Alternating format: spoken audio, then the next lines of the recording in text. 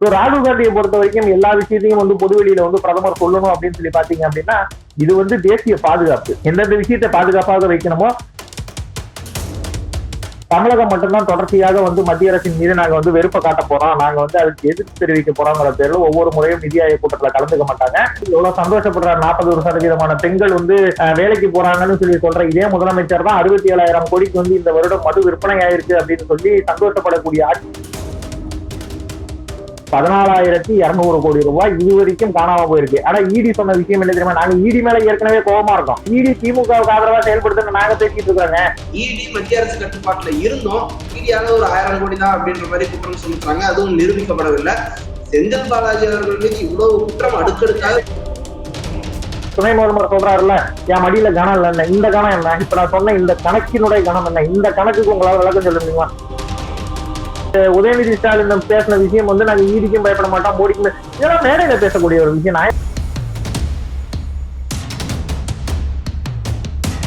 அன்பு TN tax 24 நேயர்களுக்கு வணக்கம். நம்முடன் இன்று இணைந்திருப்பவர் எப்பவுமே பாஜக நிர்வாகின்னு சொல்லி அறிமுகப்படுத்துற சபரி தான். ஆனா இன்று கொஞ்சம் அதிகப்படியாக ஒரு ப்ரமோஷனோட பாஜகவின் சேலம் கிழக்கு மாவட்ட செயலாளராக நம்ம நீங்க அமர்ந்திருக்கார். அவர்கிட்ட நிறைய கேக் இருக்கு. அவருமே பதவியில இருக்கனால இன்னுமே கூட கொஞ்சம் பொறுப்பா நிறைய விஷயங்களை நமக்கு சொல்வாருன்னு எதிர்பார்க்கலாம். வணக்கம் சபரி, உங்களை வரவேற்பதில் பெருமிதம் அடைகிறோம். வணக்கம் வணக்கம் சுபாஜி. இதுல பொறுப்புங்கிறதுக்கெல்லாம் விஷயம் எல்லாம் உண்மையை பேசினா போதும் சுபாஜி, எந்த இடத்துல இருந்தாலும் உண்மையை சொன்னோம்னா போதும். சபரி, எல்லோருக்குமே பொறுப்புங்கிறது ரொம்ப கனமானது. அது வந்து வெளியில இருந்து பாக்குறவங்களுக்கு தெரியாது, அதை கேரி பண்ணி எடுத்துட்டு போறவங்களுக்கு தான் தெரியும். நம்ம இவ்வளவு பெரிய ஜனநாயக நாடான இந்தியாவினுடைய எதிர்க்கட்சி தலைவராக வீற்றிருக்கும் ராகுல் காந்தி பாரத பிரதமர் நரேந்திர மோடிக்கு 3 கேள்விகளை கேட்டிருக்காரு. அதுல 2வது கேள்வியாக ட்ரம்போட ஆணைக்கு ஏன் நீங்க அடிபணிஞ்சீங்க அப்படிங்கிறது கேக்குறாரு. 3வது கேள்வியாக நீங்க எப்பவுமே இந்த கேமரா முன்னாடி மட்டும் ரத்தம் கொதிக்கிற மாதிரி பேசுறீங்க, ஆனா இந்தியாவோட கௌரவத்தை சமரசம் செய்து விட்டீர்கள் அப்படின்னு சொல்றாரு. எவ்வளவு பெரிய வார்த்தை! இந்தியாவோட கௌரவத்தை எங்கெல்லாம் சமரசம் செஞ்சாரு மோடி அவர்கள். இதுல கேமரா முன்னாடி நடிக்கிறது வந்து முதல் விஷயம் வந்து இதுக்கு பதில் சொல்றதுக்கு மோடி அவர்கள்லாம் வேண்டாம், மோடியினுடைய தொண்டர்கள் யாராவது என்னை போன்றவர்கள் இருந்தாலே போதும் சுபாஜி. கேமரா முன்னாடி பாரத் ஜோடோ யாத்திரைங்கிற பேர்ல மிகப்பெரிய ஒரு சினிமாவாக மக்கள் மத்தியில போட்டது வந்து ராகுல் காந்தி அப்படிங்கிறத நம்ம முதல்ல புரிஞ்சுக்கணும். ஏன்னா ராகுல் காந்தி மாதிரி இந்திய ராணுவத்தையோ அந்த ராணுவத்தில் செய்யப்படக்கூடிய மாற்றங்களையோ வந்து விமர்சித்து பேசியவர்களை நம்ம அதிகமாக பார்த்திருக்கவே முடியாது. இதே அக்னிபாத் வீரர்களை பற்றி ராகுல் காந்தி சொன்ன ஒரு வார்த்தையை பற்றி மட்டும் நான் இங்க சொல்றேன். நாங்கள் ஆட்சிக்கு வந்தால் அக்னிபாரத் அந்த திட்டத்தை வந்து கிழித்து குப்பை தொட்டியில போடுவோம்னு சொல்லி சொன்னாரு.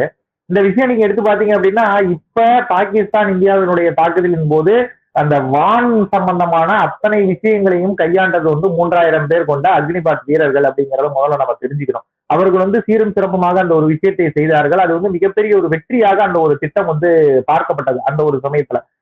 இந்த அக்னிபாத் வீரர்களுடைய திட்டம் அப்படிங்கறதெல்லாம் இது பாரத பிரதமர் போடக்கூடிய அத்தனை திட்டங்களுமே எப்படி அப்படின்னா அது வந்து தொலைநோக்கு பார்வையோட செய்யக்கூடிய ஒரு விஷயம்தான். இப்போ ராகுல் காந்தி அவர்கள் வந்து போய் அந்த தாக்குதல் நடந்த கிராமங்களை போய் சுத்தி சுத்தி போய் பார்வையிடுறாரு, அங்க இருக்கிற மக்களை போய் பார்வையிடுறாரு, எல்லாமே செய்யறாரு. ஓகே, பட் ஆனா உங்களுடைய நிலைப்பாடு என்ன? பாகிஸ்தானின் மீது இந்த இந்தியா செய்த இந்த தாக்குதலில் ராகுல் காந்தியினுடைய நிலைப்பாடு என்ன? வரவேற்கிறாரா, எதிர்க்கிறாரா, தீவிர தாக்குதலை ஆதரிக்கிறாரா?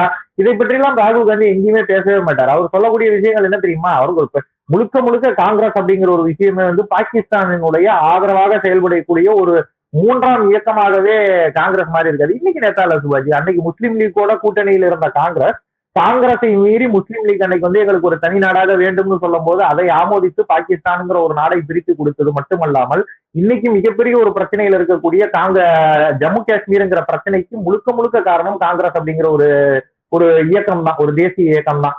அன்னைக்கு சர்தார் வல்லபாய் பட்டேல் வந்து நேரு கிட்ட வந்து நீங்க ஒரு வாரம் வெளிநாடு சுற்றுப்பயணம் போங்க, காஷ்மீரினுடைய பிரச்சனையை நான் முடித்து காட்டுகிறேன்னு சொல்லும் போது இல்ல இது வந்து என் தலைக்கு மேல இருக்கிற முடி மாதிரி, அது கீழே விழுந்தா எனக்கு ஒன்னும் பெரிய இழப்பு இல்லை அப்படின்னு சொல்லிட்டு அன்னைக்கு நேரு அன்னைக்கு சொல்லாம சர்தார் வல்லபாய் பட்டேல் கிட்ட அந்த பொறுப்பை ஒப்படைத்து இருந்தாருன்னா இன்னைக்கு இந்த பிரச்சனையே இருந்திருக்காது, காஷ்மீர் அப்படிங்கிற ஒரு பிரச்சனையே இருந்திருக்காது. பாகிஸ்தான் ஆக்குப்படி காஷ்மீர் அப்படிங்கிற ஒரு விஷயத்தை வந்து ஏற்கனவே காஷ்மீருங்கிறது இந்தியா பக்கம் இருந்து பாகிஸ்தான் படையெடுத்து வந்து ஒரு குறிப்பிட்ட பகுதியை பிடித்துக் கொண்டு இது வந்து பாகிஸ்தான் ஆக்கிரமிப்பு காஷ்மீர் அப்படிங்கிற ஒரு பெயர்ல இன்னைக்கு அந்த இடத்துக்கு தான் மிகப்பெரிய ஒரு பிரச்சனையா இருக்கு. போக போக இந்த பிரச்சனைகள் இன்னும் வளர்ந்து கொண்டுதான் போகுமே ஒழிய இதை வந்து முடிப்பதற்கு உண்டான சாத்தியக்கூறுகள் வந்து இல்லாத மாதிரியே காங்கிரஸ் பண்ணிட்டு போயிருக்காங்க. ஸோ பிரச்சனையை கிரியேட் பண்ணது பூராமே காங்கிரஸ்.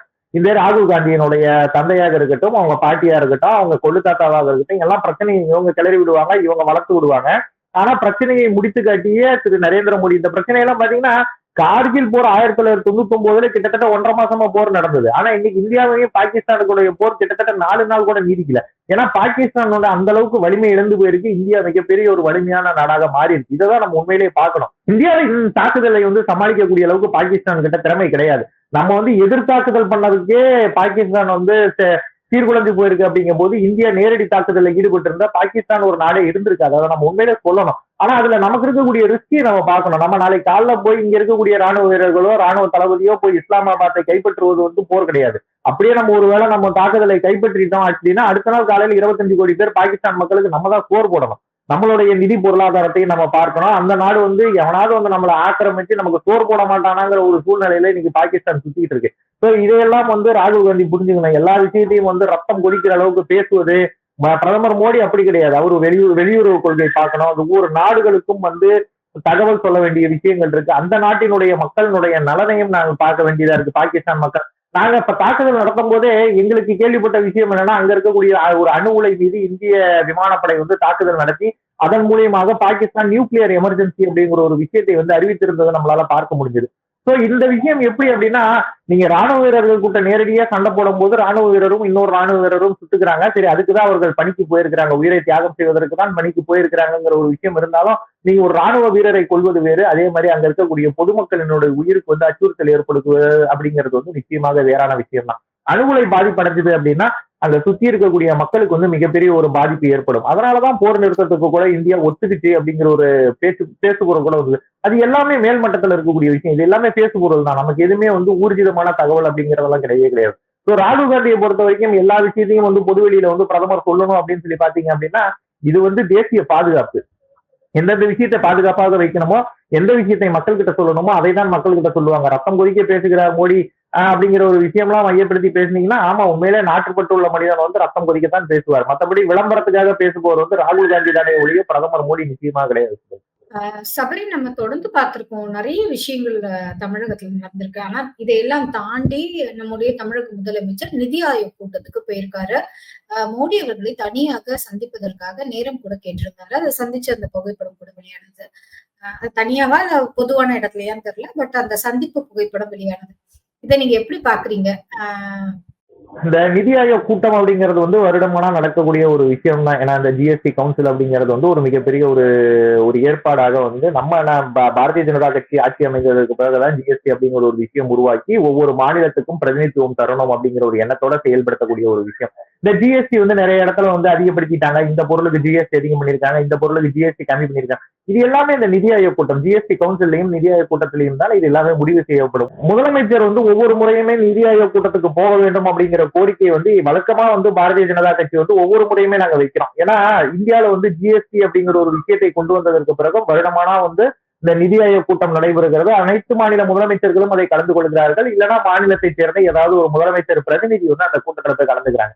தமிழகம் மட்டும்தான் தொடர்ச்சியாக மத்திய அரசின் மீது நாங்க வெறுப்பை காட்ட போறோம், நாங்க அதுக்கு எதிர்ப்பு தெரிவிக்க போறோங்கிற பேர்ல ஒவ்வொரு முறையும் நிதி ஆயோக் கூட்டத்துல கலந்துக்க மாட்டாங்க. கலந்துக்காமே இங்க வந்ததுக்கு அப்புறம் இந்த வரி உயர்ந்துருச்சு, இந்த பொருளுக்கு மீது வரி உயர்ந்துருச்சு, பாருங்க தயிர் கேட்டிட்டாங்க, பால் கேட்டிட்டாங்கன்னு சொல்லிட்டு இங்க கட்டக்கூடிய விஷயங்கள்லாம் இங்கதான் நடக்கும். ஊடகத்துக்கு முன்னாடிதான் கட்டணும். ஏன்னா இவர்கள் நிதி ஆயோக் கூட்டத்துக்கு போய் அங்க இல்லைங்க இது சரியில்லை, இந்த இடத்துக்கு வரி குறைக்கணும் அப்படின்னு சொன்னீங்கன்னா நிச்சயமாக நிதி ஆயோக்ல அதை செயல்படுத்தப்படும். ஏன்னா நிதி ஆயோக் கூட்டம்ங்கிறதே முதலமைச்சர்களுடைய கருத்து கேட்பு கூட்டம் மாதிரிதான். அந்த இடத்துல நீங்க எதிர்ப்பு தெரிவிச்சீங்கன்னா அந்த வரியே வராது. இதையெல்லாம் முதலமைச்சர் அவர்கள் ஒவ்வொரு முறையும் பாஜக சொல்லிட்டு தான் இருக்கு. அண்ணாமலை மாநில தலைவராக இருக்கும் போதும் சரி, இப்ப நயனாரா இருக்கும் போதும் சரி, நாங்க சொல்ற விஷயங்கள் கண்டிப்பா தமிழகத்தின் சார்பாக நீங்கள் கலந்து கொள்ள வேண்டும். அதைதான் இந்த முறை முதலமைச்சர் செய்திருக்கிறார். நிதி ஆயோக் கூட்டத்துக்கு போனார், ஆனா பேசினாரா பேசலையாங்கிறது முதலமைச்சருக்கு மட்டும்தான் வெளிச்சம். அவர் போய் ஏதோ ஒரு கோரிக்கை மூலம் மட்டும் பிரதமர் அவர்களிடம் தனிப்பட்ட முறையில் வழங்கியதாக நாங்கள் கேள்விப்பட்ட ஒரு செய்தி எங்களுக்கு சொல்லியிருக்காங்க. அதுல குறிப்பிட்ட சில விஷயங்களை போட்டு கொடுத்திருக்காரு அப்படின்னு சொல்லி சொன்னாங்க. அது வரியை பேஸ் பண்ணி கொடுத்திருக்காரா இல்ல இடி ரைடை பேஸ் பண்ணி கொடுத்திருக்காரா அப்படிங்கிறதையும் முதலமைச்சர் அவர்களுக்கு மட்டும்தான் வெளிச்சம். சோ இதெல்லாம் இந்த நிதி ஆயோக் கூட்டத்துல போய் பிரதமரை போய் முதல்வர் சந்திப்பது அப்படிங்கிறதெல்லாம் வாடிக்கையான ஒரு விஷயம் தான். இது 5 வருஷமா 4 வருஷமா இவர்கள் போய் வருடம் சந்திச்சிருக்கலாம். சந்திக்காம இந்த வருஷம் முதல் முறை முதலமைச்சர் போய் பிரதமரை சந்தித்ததனால இது ஒரு பேசு பொருளாக இருக்கிறது. மற்றபடி ஒரு மாநிலத்தினுடைய முதல்வரை ஒரு தேசத்தினுடைய பிரதமர் சந்திப்பது வாடிக்கை தான். தமிழகத்துக்கு உண்டான மரியாதையும் அதற்குண்டான நிதியும் அவர்கள் செய்யக்கூடிய நலத்திட்ட உதவிகளும் தமிழகத்துக்கு தான் சேரும். இந்திய பிரதேசம் செய்யக்கூடிய அத்தனை விஷயங்களும் தமிழகத்தையும் சேரும். ஸோ அந்த விஷயங்களை வந்து முறையான முறையில போய் முதலமைச்சர் போய் அதை வாங்கிட்டு வருவாருங்கிற நம்பிக்கை இந்த முறை எங்களுக்கு இருக்கு. அதனால அவர் நிதி ஆயோக் கூட்டத்துல தமிழகத்தின் சார்பாக முதலமைச்சர் முதல் முறையாக கலந்து கொண்டது வந்து எங்களுக்கு உண்மையிலேயே சந்தோஷமா தான் இருக்கு. அதுக்கு உங்களுடைய வாழ்த்துக்களையும் தெரிவிச்சுக்கிறேன். நிதி ஆயோக் கூட்டத்துல முதலமைச்சர் பேசிய வார்த்தைகள், தமிழ்நாடு வந்து பெண்கள் வந்து ரொம்ப பெண்கள் வந்து சுயமா வேலைக்கு போறதுல எல்லாம் ரொம்ப அதிகமா முன்னேறி இருக்காங்க. பொதுவா பெண்கள் வேலைக்கு போறதுல முன்னேறி இருக்காங்க. பெண்களுக்கான முன்னுரிமை அளிப்பதில் தமிழகம் முதலிடத்தில் இருக்கிறது அப்படின்னு சொல்லியிருக்காங்க. கிட்டத்தட்ட 40% மகளிர் வேலைக்கு வராங்கன்னு சொல்லியிருக்காங்க. இது எவ்வளவு ஒரு பெருமைக்குரிய விஷயம். இதை எப்படி பற்றி உங்கள் பார்வை என்ன சம்பி? விஷயம் என்னன்னா சிவாஜி, இன்னைக்கு பிரதமர் பேசின விஷயங்கள் தான் அதனுடைய ஒரு ரியாக்ஷனை தான் முதலமைச்சர் அவர்கள் வந்து சொல்லியிருக்காரு. ஏன்னா பிரதமர் வந்து பெண்களுக்கு முன்னுரிமை தர வேண்டும் அப்படிங்கிற ஒரு விஷயத்தை இன்னைக்கு நிதி ஆயோக் கூட்டத்துல ரொம்ப வலியுறுத்தி பேசியிருக்காரு. 2047 வளர்ச்சியடைந்த பாரதம்ங்கிற ஒரு இலக்கை நோக்கி பாரத தேசம் சென்று கொண்டிருக்கிறது. அதனால பெண்களுடைய முக்கியத்துவம் வந்து நிச்சயம் அதுல ஒரு பெரும்பங்கு வகிக்க போகிறது அப்படிங்கறதுல வந்து பாரத பிரதமர் வந்து என்னைக்குமே அதுல வந்து தெளிவா இருக்காரு. நாரி சக்தி அப்படின்னு சொல்லி அவர் அடிக்கடி பயன்படுத்தக்கூடிய ஒரு வார்த்தையை நம்ம நிறைய இடத்துல கேள்விப்பட்டிருப்போம். நாரி சக்தினா பெண்களுடைய சக்தி அப்படிங்கறத வந்து அவர் என்னைக்குமே குறைத்து மதிப்பிட்டது கிடையாது. ஆனா தமிழகத்தில் இருக்கக்கூடிய சூழ்நிலைங்கிறது வந்து சற்று வித்தியாசம். நீங்க என்னதான் பெண்கள் வந்து 40% பெண்கள் வந்து வேலைக்கு செல்கிறார்கள் அப்படிங்கிற ஒரு விஷயத்தை சொன்னாலும் அதுல ஒரு குறிப்பிட்ட சதவீதமான பெண்கள் வந்து நிச்சயமாக அவர்கள் வந்து பொருளாதார சூழ்நிலைங்கிறத ஒரு மையப்படுத்தியோ தங்களுடைய வாழ்வாதாரத்தை பெருக்கிக் கொள்வதற்காகவோ வேலைக்கு செல்லவில்லை. அவங்க குடும்பத்தினுடைய சூழ்நிலை, ஆண்கள் வந்து முறையற்ற, அதாவது முறையில்லாமல் அவர்கள் வந்து செலவு செய்யக்கூடிய ஒரு விஷயங்கள். நீங்க டாஸ்மாக் எடுத்துக்கிட்டீங்கன்னா காலையில இருந்து சாயங்காலம் வரைக்கும் கூலி வேலை செய்யக்கூடிய ஒரு ஒரு ஆண்மகன் வந்து ஒரு கூலி வேலைக்கு போறாரு அப்படின்னா கொண்டு வந்து வீட்டுல வந்து மனைவி கிட்ட அந்த முழு பணத்தையும் ஒப்படைச்சாரு அப்படின்னா அவங்க வந்து அந்த குடும்பத்தை பார்த்துக் கொள்வதற்கு வந்து சரியா இருக்கும். ஆனா சாயங்காலம் வர முழுவதும் அதை குடித்து விட்டு வந்தார் அப்படின்னா பெண்களுக்கு வேற வழி இல்லை. அவர்கள் வந்து வேலை செய்து அந்த குடும்பத்தை காப்பாற்ற வேண்டிய சூழ்நிலை இருக்கு. ஏன்னா தமிழகத்தினுடைய நிலை இன்னைக்கு அப்படி இருக்கு. வருடமானா முதலமைச்சர் எவ்வளவு சந்தோஷப்படுறாரு, 40% பெண்கள் வந்து வேலைக்கு போறாங்கன்னு சொல்லி சொல்ற இதே முதலமைச்சர் தான் 67,000 கோடிக்கு வந்து இந்த வருடம் மது விற்பனை ஆயிருக்கு அப்படின்னு சொல்லி சந்தோஷப்படக்கூடிய ஆட்சி இதே திராவிட முன்னேற்ற கழக ஆட்சி தான். 67,000 கோடி. இந்த 67,000 கோடிங்கிறதும் கூட நீங்க அந்த பெண்கள் கிட்ட இருந்து வாங்கின கணக்கு தான். நீங்க வந்து ஆண்மகன் வந்து அங்க வந்து கடையில உட்காந்து பாட்டில் வாங்கி குடிக்கிறான் அப்படிங்கிற கணக்கெல்லாம் கிடையாது. அது உண்மையிலேயே ஒரு பெண்ணிடம் போய் சேர வேண்டிய ஒரு பணம். அவர்கள் வந்து குடும்பத்தை நடத்துவதற்காக அவர்கள் வைத்திருக்கக்கூடிய பணம். அந்த பணத்தை வாங்கி தமிழக அரசு வந்து செயல்படுகிறது அப்படிங்கிறதுதான் நம்ம இதுல பார்க்க வேண்டிய விஷயம். ஸோ இதுல பெருமைப்படுவதற்கு ஒன்றும் கிடையாது. ஆனா இப்ப இருக்கக்கூடிய பெண்கள் வந்து படித்து விட்டு நிறைய பெண்கள் வந்து வேலைக்கு செல்வது, அதை வந்து ஊக்குவித்து நம்ம தமிழகம் மட்டும் கிடையாது இந்தியா முழுவதுமே அவர்களுக்கு உண்டான வேலை வாய்ப்புகள் அதிகப்படுத்தி கொடுப்பது, இது எல்லாமே சிறப்பான ஒரு விஷயம். இதுல வந்து தமிழகத்தை மட்டும் தனித்து பிரிவினைவாதம் பேசி நாங்க மட்டும்தான் அதிக பேர் வந்து பெண்கள் வந்து வேலைக்கு செல்கிறோம் அப்படிங்கிற ஒரு விஷயம்லாம் கிடையாது. இந்தியா முழுவதுமே பெண்களுடைய சக்தி வந்து அதிகமாகிட்டு தான் இருக்கு. சுனிதா வில்லியம்ஸ்ல இருந்து நீங்க வெளிநாட்டுல ஒரு விண்வெளிக்கு சென்ற பெண்மணியில கூட நீங்க பெண்களை பார்க்கலாம். ஸோ பெண்களுடைய சக்தி அப்படிங்கறது வந்து ஆண்களின் சக்தியை விட 2 மடங்கு பெருசு அப்படிங்கறதான் நம்ம இதுல பார்க்க வேண்டிய விஷயம். அவர்கள் என்னதான் உடலால வந்து வலிமை இல்லாம இருந்தாலும் கூட மனதால் ஆண்களை விட மிகப்பெரிய ஒரு வலிமைசாலிகள் வந்து பெண்கள் தான் அப்படிங்கறது நமக்கு நன்றாக தெரியும். ஸோ இந்த நாரி சக்தி அப்படிங்கிற ஒரு விஷயம் வந்து ரொம்ப தேவையான ஒரு விஷயம். 2047 வளர்ச்சியடைந்த பாரதம் அப்படிங்கிற ஒரு இலக்கை நோக்கி இந்த தேசம் சென்று கொண்டிருக்கும் போது ஆண்கள் மட்டும் தனியாக நின்றலாம் இந்த தேசத்தை நீங்கள் முன்னேற்றவே முடியாது. பாரதியார் கிட்ட வந்து நிவேதித்தை சொன்ன ஒரு வார்த்தை தான், 2 இறகுகளையும் சிறகடித்து பறந்தால் மட்டும்தான் பறவை மேலே பறக்க முடியும் அப்படிங்கிற ஒரு விஷயத்தை வந்து நிவேதித்தை எப்படி பாரதி கிட்ட சொன்னாங்களோ அதே மாதிரிதான் நம்ம இந்த தேசத்துல அதை வந்து ஒரு இலக்காக எடுத்து செயல்படணும். ஸோ பெண்களுடைய சக்தி அப்படிங்கிறது வந்து ரொம்ப முக்கியம். இதுலயும் வந்து ஸ்டாலின் வந்து பிரிவினைவாதம் பேசி தமிழகத்துல எவ்வளவு பேர் வேலைக்கு போறாங்க அப்படின்னு சொல்லி எல்லாம் பிரிவினைவாதம் பேசுற மாதிரி இருந்துச்சு அப்படின்னா நாங்க அதற்குண்டான காரணங்களையும் நாங்கள் தெளிவாக சொல்லுவோம். டாஸ்மாகினுடைய வளர்ச்சியினால் பெண்கள் வேலைக்கு செல்ல வேண்டிய சூழ்நிலை ஏற்படுகிறது அப்படிங்கிறதையும் நாங்க இதுல பதிவு பண்ணுவோம். ஸோ இந்த பிரிவினைவாதம் பேசி ஏன் இதுல இவ்வளவு போயிருக்காங்க உங்க இதுல அவ்வளவு போயிருக்காங்கன்னு சொல்றதுக்கெல்லாம் இல்ல. பெண்கள் அனைவருமே வாழ்க்கையில் முன்னேற வேண்டும், அவர்களுடைய சக்தி இந்த தேசத்துக்கு பயன்பட வேண்டும் அப்படிங்கறதுதான் எங்களுடைய கொள்கையாக இருக்கு. வணக்கம் விக்னேஷ், உங்களை வரவேற்பதில் பெருமிதம் அடைகிறோம். வணக்கம். வணக்கம் சொல்லுங்க விக்னேஷ். வணக்கம் வணக்கம் வணக்கம். அதான் உதயநிதி வந்து கெத்தா சொல்லிட்டாரு எப்படியும். மோடி வந்தாலும் பயப்பட போறது இல்லை, இடி வந்தாலும் பயப்பட போறது இல்லைன்ட்டு. பாஜக ஆதரவாளர்கள் வந்து இத்தனை நாள் பயங்கரமா கம்பு சுத்திட்டு இருந்தாங்க. அவ்வளவுதான், இனிமேல் வந்தோடனே மிரட்டிய மோடி மிரண்ட டேடி அப்படின்ற மாதிரி. இப்ப என்னன்னா ஸ்டாலின் அங்க போனதுக்கு அப்புறம் மிரட்டிய டேடி மிரண்ட மோடி அப்படின்ற மாதிரிதான் இப்ப நிலைமை இருக்கிறது. சோ இப்போ சபரி செல்வன் அவர்களுடைய கருத்து என்ன அப்படின்றது கேட்கறதுக்கு தான் நான் ஆவலா இருக்கேன் ஆக்சுவலா. விக்னேஷ், இப்ப நீங்க சொன்னீங்கல்ல மோடிக்கும் பயப்பட மாட்டோம் ஈடிக்கும் பயப்பட மாட்டோம்னு உதயநிதி சொன்னாருன்னு, இதே டைலாக் இன்னொருத்தர் சொல்லியிருக்காரு. இதை நம்ம நல்லா பார்க்கணும். இதே டைலாக் ஒரு வரி கூட மாறாம ஒரு வார்த்தை கூட மாறாமல் வந்து காலையில வந்து வாக்கிங் போயிட்டு ஒரு மனுஷன் வந்து கருப்பு கலர் டிஷர்ட்டும் ஒரு ஜீன்ஸும் போட்டுட்டு ஒரு மனுஷன் சொல்லிட்டு தான் விசாரணைக்கு போனாரு.